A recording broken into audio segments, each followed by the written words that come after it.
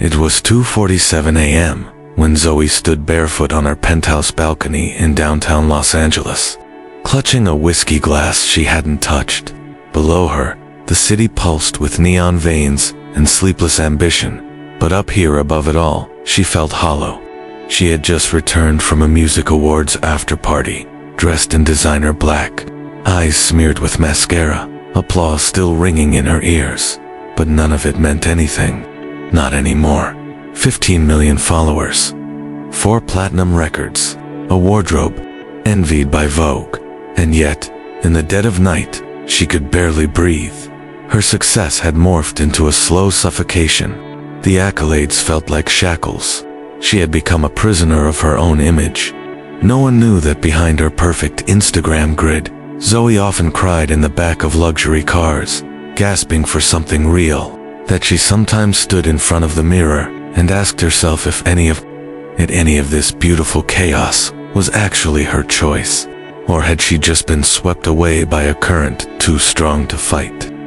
Born in a modest neighborhood in Chicago, Zoe had clawed her way into the heart of the West Coast music industry. Every day in LA was a performance. Smile wider, hustle harder, be more, and no matter how high she climbed, the mountain of expectations rose even faster. Her family needed her to succeed. Her fans needed her to shine.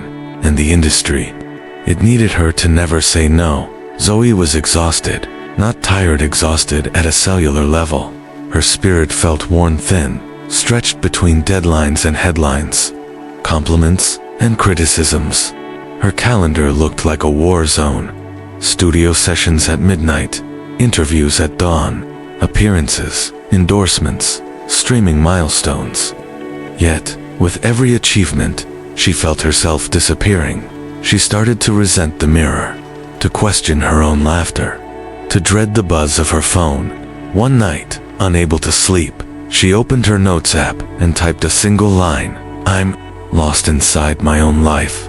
The next day, desperate for air, she wandered down to Venice Beach. Tourists flooded the boardwalk. Street performers blasted music. Skateboarders carved through the wind. But Zoe walked alone, eyes hidden behind sunglasses too large for her face. Trying to quiet the noise in her chest, she ducked into a small, cluttered bookstore by instinct or fate. The kind of place that smelled like dust and forgotten voices. As she drifted between the shelves, her fingers stopped on a worn copy of Meditations by Marcus Aurelius. She opened it randomly, almost without thinking, and read, "You have power over your mind, not outside events. Realize this, and you will find strength." Zoe blinked. The world around her faded. It felt like someone had opened a door in a room she didn't know she'd been locked inside. She bought the book without a second thought that night. She didn't post on social media. She didn't reply to her manager's texts. She sat cross-legged on her balcony, the city glowing beneath her, reading the reflections of a Roman emperor who ruled an empire yet battled the same chaos. She felt inside. It was the first time in years she felt still. What if freedom wasn't about more success or more power? What if it was about less? About letting go? What if the way out wasn't up, but inward? Zoe didn't have the answers yet, but for the first time, she was ready to start asking better questions. If you've ever felt like you're drowning in a life that looks perfect from the outside but feels empty within, this story is for you. Stick around, because Zoe's journey isn't just about her. It's about all of us chasing shadows when the light was always inside. If this story resonates with you, support the channel by hitting the subscribe button. That's the fuel that helps us keep creating meaningful content like this. Now, a quick question for you. What do you think is the biggest source of modern anxiety? A. External pressure from society and social media. B. Our own thoughts and internal expectations. Drop your answer below in the comments. A or B? We want to hear from you. Zoe didn't expect clarity to come easy. After the quiet spark ignited by the words of Marcus Aurelius, she imagined some sort of awakening, a shift in consciousness that would carry her above the chaos. But change, she quickly discovered, was more storm than sunrise. The days that followed were brutal in their honesty. It was as if someone had turned up the volume on her inner world. Every thought was louder, every emotion sharper. She began to realize how much of her life had been built around distraction. Her schedule, always overbooked, kept her running just fast enough to avoid sitting with herself. Now, with a new desire to understand her mind, silence became her mirror. It showed everything. Her first attempt to write a morning journal ended in frustration. She sat at her kitchen counter, coffee cooling beside her, pen hovering above an untouched page. What am I even supposed to write? The questions circled her, mind like a hawk. Eventually, she just started dumping everything. The pressure she felt to stay relevant, her anxiety before interviews, the way her chest tightened every time she scrolled past someone more successful online. The truth came pouring out, unfiltered and raw. That journal became a lifeline. Each morning, she returned to the page. Some entries were angry, some were sad, some just questions she had no answer to. But through the mess, she began to see patterns. She noticed how often she tied her value to what others thought. She saw how her moods rose and fell depending on likes, comments, headlines. She had given the world full access to her sense of worth. One particularly difficult week, a collaboration with a rising pop star collapsed last minute. The label shifted the blame to her. Rumors spread fast, first internally, then across social media. In the past, this kind of situation would have unraveled her completely. Her mind would replay every detail, analyzing what she could have said differently, imagining confrontations that never happened. But now, Zoe paused. She asked herself one of the Stoic questions she had written down in her notebook. Is this within my control? The answer was clear, no. And then the harder part, can I accept that?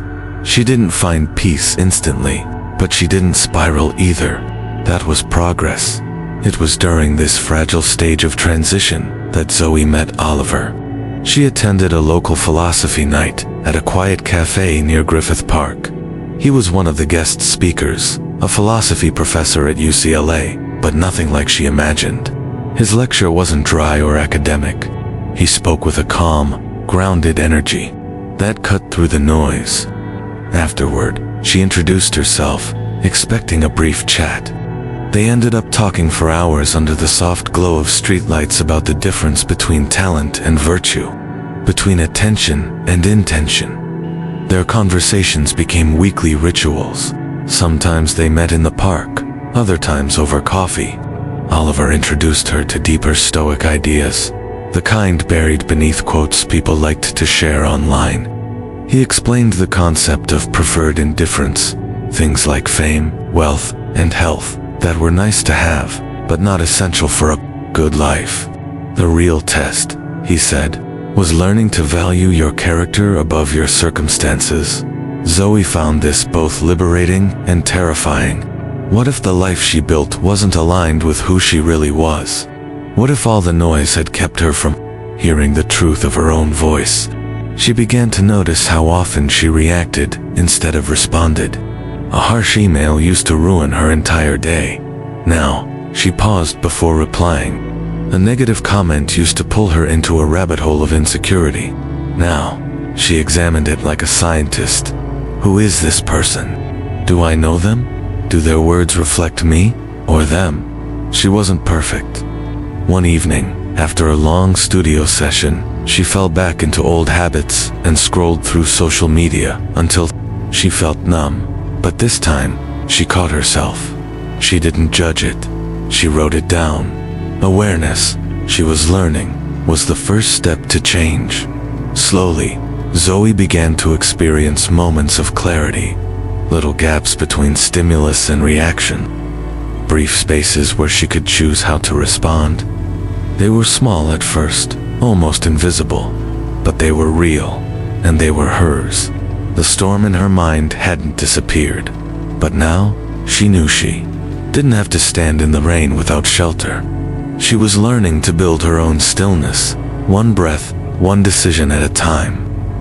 Zoe sat at her kitchen table, staring at the contract that promised everything she thought she once wanted. A global tour, millions in revenue, collaborations with the biggest names in the industry. But as her eyes scanned the terms for the third time, she felt something different. Not excitement, not fear. Something closer to resistance. The deal required her to surrender nearly every inch of her schedule. 14-hour days, weekly flights across continents, creative compromises masked as collaborative decisions. Her face, her sound, even her time off, nothing would belong to her anymore. In the past, this kind of offer would have lit her up with pride. But now, it ignited something else entirely. A quiet fire that told her not everything with a high price tag is worth the cost. She closed the folder and lit a candle instead. It had become part of her evening ritual, 10 minutes of silence, breathing, and reflection. As the flame flickered, she watched it consume the wax slowly, evenly, without resistance. Fire, she thought, doesn't cling to what it burns. It consumes and lets go. That night, Zoe made the decision that shocked everyone around her. She turned the deal down. Her manager called 3 times in a row. Her team tried to talk her out of it, throwing projections and pressure at her like hailstones. But she remained steady. They couldn't understand it. How could someone at the top of their game walk away from more power, more fame, more control? But that was the illusion, wasn't it? Control. Zoe had started to see it for what it really was, a mirage. The more she tried to force things into her grasp, the more they slipped away. The only thing she truly had control over was how she responded to what life handed her. Everything else was unstable, uncertain, unpromised. She had spent years tightening her grip on every aspect of her career, her reputation, her image. And where had it gotten her? Exhausted, anxious, hollow. Letting go, ironically, felt like the first real act of strength. There was something deeply liberating about choosing stillness in a world addicted to movement, about not reacting immediately, about recognizing the difference between influence and control. She could influence a project, but not how people received it. She could speak her truth, but not dictate how it was interpreted. She could love someone, but not shape how they loved her back. In the weeks that followed, Zoe continued practicing her 10-minute meditations. No apps, no music, just breath and awareness. She started noticing her thoughts like passing cars on a busy street. Some loud, some tempting, some painful, but none of them had to be chased. She could watch them come and go without giving them power. She also began to test the Stoic principle of voluntary discomfort. Once a week, she gave something up. One week it was her phone for a full day. Another week, she skipped the car and walked everywhere. These small acts reminded her that she could live with less, that her happiness didn't hinge on convenience or stimulation. One of the most profound moments came during a studio session. A young artist, clearly nervous, kept second-guessing her vocals. Zoe saw herself in her the self-doubt, the hunger for approval. Instead of correcting her, Zoe asked, "What would this sound like if you didn't care what anyone thought?" The room went quiet. Then the artist sang again, raw, imperfect, honest. It was magic. Zoe walked home that evening under the warm Los Angeles twilight, thinking about fire again. Not the destructive kind, but the inner flame that burns quietly, constantly, when you're aligned with what truly matters. She realized that letting go of control hadn't made her weaker. It had cleared the way for something far more powerful: peace. She wasn't in control of the world, but she no longer needed to be. It happened without warning. One careless comment, taken out of context and twisted into a headline, sparked a digital wildfire. Within hours, Zoe's name surged to the top of trending lists. Screenshots, accusations, opinion pieces, everyone had something to say. The noise was deafening. Her phone wouldn't stop buzzing. Texts from publicists, missed calls, group chats exploding. There was pressure to respond immediately, to clarify, to fight back.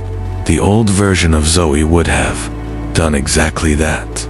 She would have spent hours dissecting every word, scrambling to prove her innocence, grasping for control. But something inside her had shifted. Instead of reacting, Zoe powered off her phone. She slipped on a hoodie and left her apartment without a destination. Her feet led her to Runyon Canyon, the familiar trail now nearly empty in the fading light.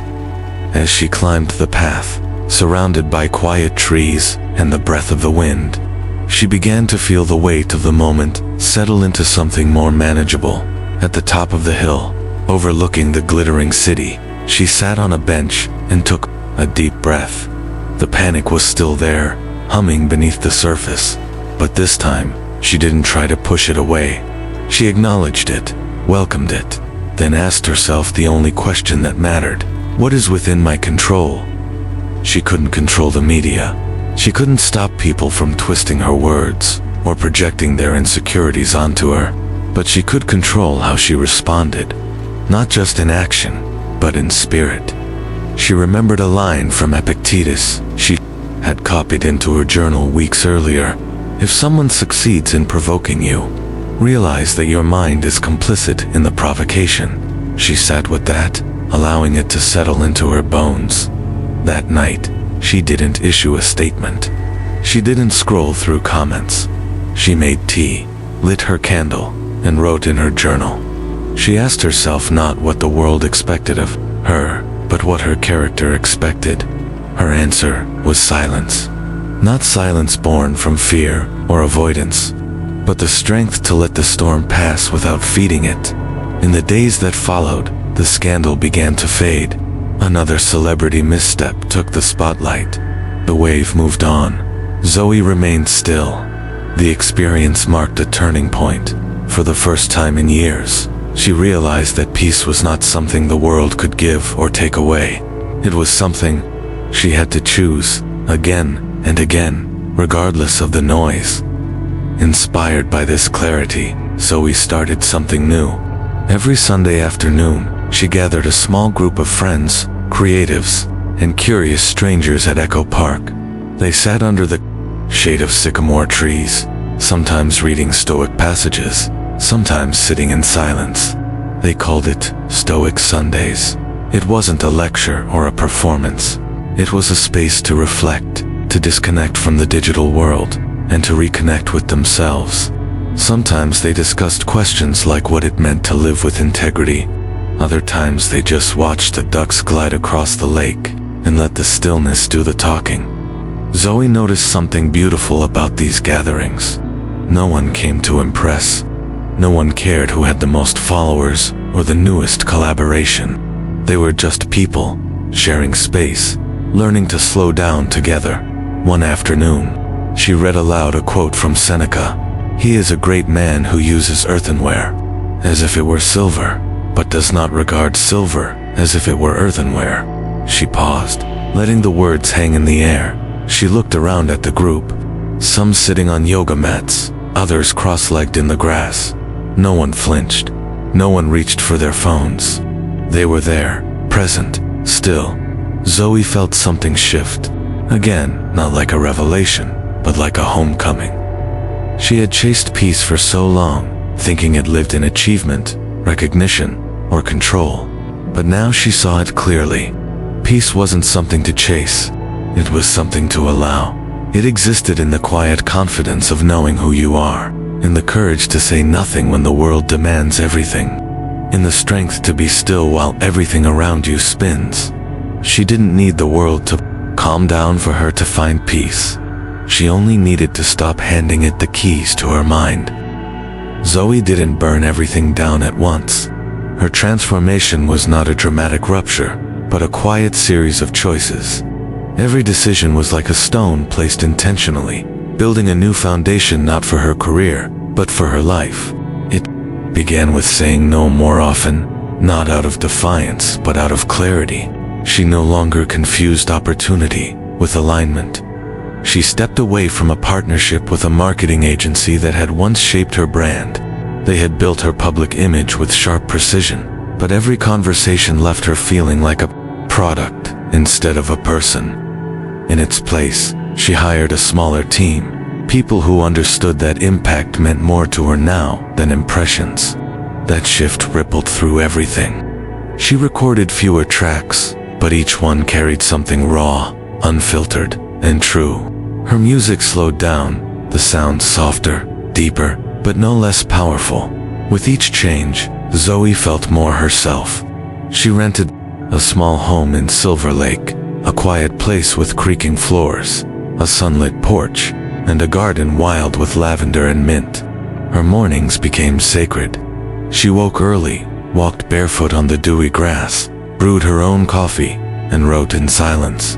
Her life no longer rushed at her. It unfolded, but what made the change real wasn't solitude. It was service at a youth music workshop in South LA. She met a young singer named Ava, whose voice carried a kind of pain that Zoe hadn't heard in years. After the session, Ava asked her a question Zoe hadn't expected. How do you protect yourself from being hollowed out by all this? Zoe paused, then reached into her bag and handed Ava her own dog-eared copy of Meditations.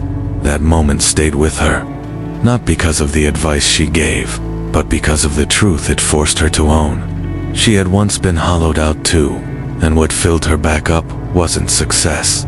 It was self-possession. Zoe began mentoring more young artists, not to teach them the industry, but to help them ask the questions that mattered. What are you really chasing?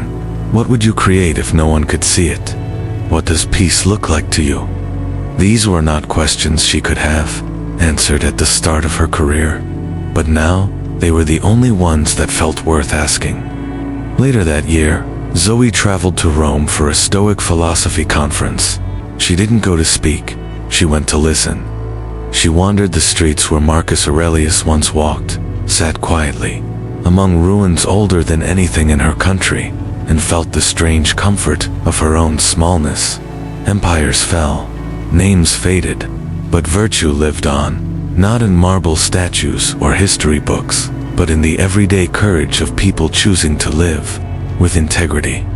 In one of the final sessions, a professor asked the room, "What does it mean to live aligned?" Zoe wrote in her notebook without hesitation, "To act in accordance with what you know to be true, no matter how loud the world becomes." That became her new compass. When she returned to Los Angeles, it wasn't with a plan to reinvent or dominate. She didn't post about her trip. She simply lived with a little more intention. She kept her circle small, her values close, and her boundaries clear. Her next project wasn't it didn't break records, but it broke something more important, the illusion that she had to earn her worth through achievement. The album was reflective, personal, and quiet, and somehow, that honesty resonated louder than anything she had released before. People noticed the shift, not just in her sound, but in her presence. There was a stillness in her that made others feel safe, a kind of gravity that didn't demand attention, but drew it anyway. Zoe didn't become someone new, she became someone whole. The fractured parts of her life, career, self-worth, relationships began to align under a single truth. You don't have to chase peace, you build it. From the inside out, one choice at a time. And that, she realized, was the kind of freedom no one could ever take away. Autumn had just started to touch the edges of Central Park, brushing the trees with gold and red. Zoe walked slowly along the winding path, her hands tucked into the pockets of her coat, her breath visible in the crisp morning air. New York moved around her with its usual urgency, but for the first time in years, she felt no pull to keep up. She was moving at her own pace. Relocating to New York wasn't a decision Zoe made to escape anything. It wasn't a reinvention or a publicity move. It was simply time. The change in seasons, the rhythm of the city, the sense of being part of something bigger, yet still entirely oneself. It called to her. She didn't need to outrun her past anymore. She had made peace with it. The Zoe walking beneath those trees, wasn't the same woman who once stared down at Los Angeles from a high-rise, searching for meaning in a life that looked perfect but felt empty. That version of her had believed peace would come once the next milestone was reached, once the noise stopped, once the world finally approved. But now, she understood something different. Peace wasn't waiting at the end of any road. It was woven into how she walked it. She still made music, but the urgency was gone. She didn't create to prove anything or fill a void. She created because it brought her joy, because it felt honest. Some songs never left her apartment, others found quiet success, but she no longer measured their value or her own by the number of streams or headlines. Her days were full, but never crowded. She gave time to things that mattered: early morning walks, real conversations, solitude, learning, laughter. The rituals she had built, journaling, silence, intentional discomfort, remained. They weren't boxers to check, they were her compass. Zoe was still human. She had moments of doubt, flashes of insecurity, days when her old patterns tugged at her. But now, she met them with kindness. She didn't resist the storm. She stepped back, breathed, and let it pass. She trusted the part of herself that had weathered worse and come through clearer. There was a deep, unshakable calm that came from no longer needing to control what others thought, from no longer building her life around expectations, from finally, fully living in accordance with her values. One afternoon, sitting on a park bench with a notebook in her lap, Zoe wrote a sentence she hadn't been able to admit before. "I no longer fear being misunderstood." That realization, simple and small, felt like the last chain falling away. She didn't need to be explained, defended, or praised. She only needed to be honest with herself. Her presence began to change the way others showed up too. Friends opened up more around her. Conversations grew deeper. People noticed the way she listened without interrupting, how she didn't rush to fix, just allowed space. There was something magnetic about someone who didn't chase attention, but gave it freely. Freedom, she had learned, wasn't a feeling of escape. It was a way of being. It was waking up without dread. It was making choices, not out of fear, but from clarity. It was being able to sit in silence and not run from it, to face discomfort and know it would pass, to succeed and not lose yourself in it, to fail and not collapse beneath it. Zoe had stopped performing for the world, and in that quiet withdrawal, she had become more visible than ever, not to millions, but to herself, fully seen, fully present. As the leaves drifted down around her, she closed her notebook, stood, and walked on. The noise of the city returned, the rush and rhythm of life in motion. But within her, there was stillness. This was her new way of being, not louder, not grander, but freer.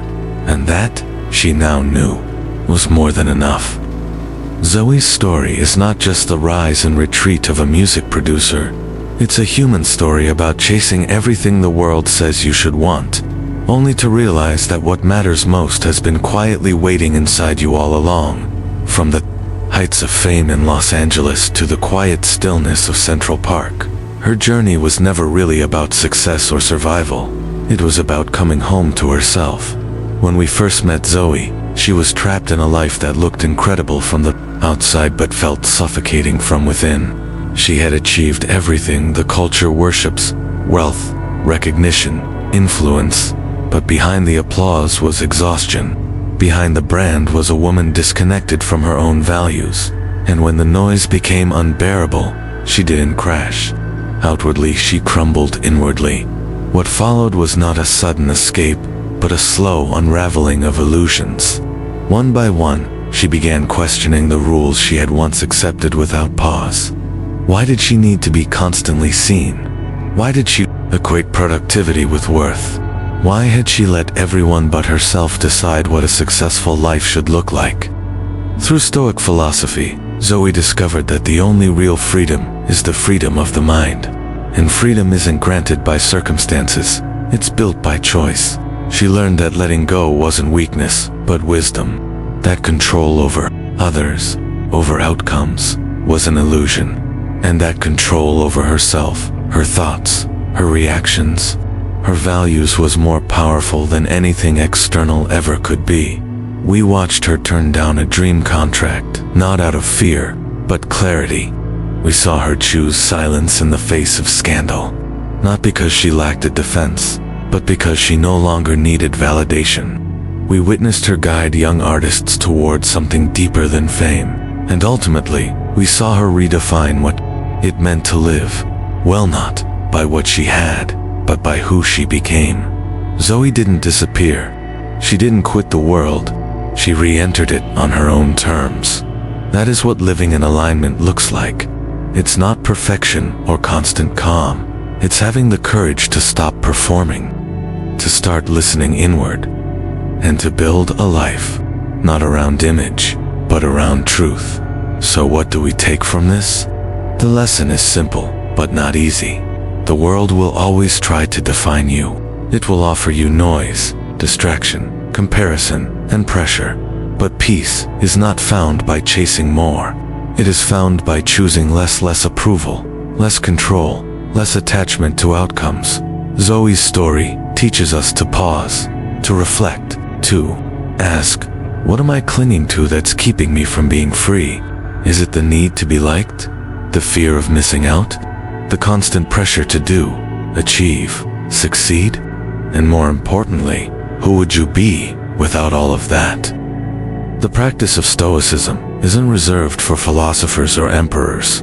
It's available to anyone willing to look inward, to journal, to observe their thoughts, to separate what they can control from what they cannot, to live each day as if their character mattered more than their image in your own life. Maybe it starts with 5 minutes of silence each morning, or writing one honest sentence in a journal, or choosing not to react to someone else's chaos, or walking away from something that no longer aligns with your values, even if the world tells you to stay.